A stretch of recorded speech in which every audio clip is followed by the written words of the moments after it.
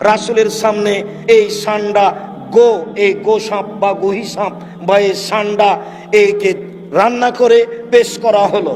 আল্লাহ রাসূল বললেন, না, আমাকে ভালো লাগে না, এটা আমার অরুচি। তাই বলে তিনি হাত উঠিয়ে নিলেন।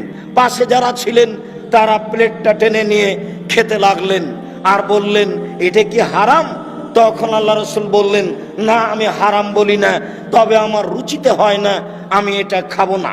অনেকেই মুরগির গোশত খেতে চায় না, মুরগি অপবিত্র কিছু চোখের সামনে খেতে থাকে। এই জন্য এর অর্থ এই নয় যে মুরগি হারাম।